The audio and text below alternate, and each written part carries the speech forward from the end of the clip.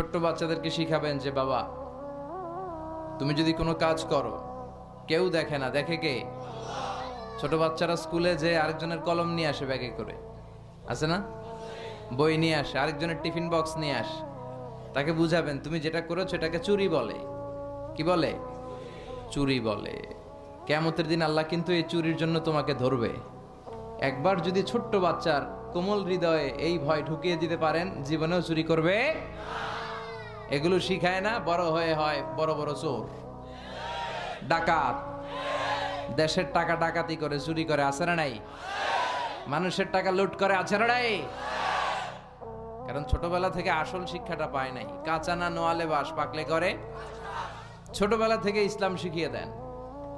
ইসলাম বলে তোমার বাচ্চা জন্মগ্রহণ করেছে, নবজাতক শিশু, নিউ বর্ন বেবি, তার আমল নামা এখনো শুরু হয় নাই, 10 বছর পরে শুরু হবে। কিন্তু 10 বছর আগেই জন্মানোর সাথে সাথে কানের সামনে আজান দিয়ে ইসলামটারে তুমি তুলে ধরো, ঠিক কিনা? এজন্য ছোট বাচ্চাদেরকে ইসলাম শিখাতে হবে। ওদেরকে বুঝাবেন, ওদের হৃদয়টা কোমল, এখন যা শিখাবেন ওইটাই ওর মনের মধ্যে গেঁথে যায়। কথা বলেন। আপনি যদি এখন কোরআন শিখান, শিখবে কোরআন। আর যদি গান শিখান, শিখবে। বাবার মুখে প্রথম যেদিন শুনেছিলাম গান, সেদিন থেকে গানি জীবন, গানি আমার প্রাণ। নাউজুবিল্লাহ পড়বেন না? এর কারণ বাবার কাছ থেকে ছেলে শুধু গানই শুনেছে, কোরআন শুনে নাই। কথা বলেন।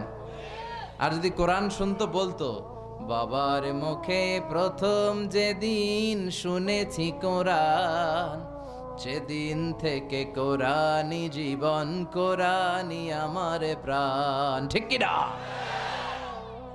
ছোটবেলা থেকে কোরআন শিখালে তার জীবন মরণ, তার স্বপ্ন, তার সবকিছু হবে কোরআন কেন্দ্রিক। আর ছোটবেলা থেকে যদি আইয়ুব বাচ্চুর গান শিখান, সব ভালো তুই একা বাসিস নে, একটু ভালোবাসতে দিস মোরে, তাহলে ওইটা আইয়ুব বাচ্চুর মতো গিটার বাজাবে। কথা বলেন। এখন দ্য ডিসিশন ইজ ইয়োরস, সিদ্ধান্ত আপনার।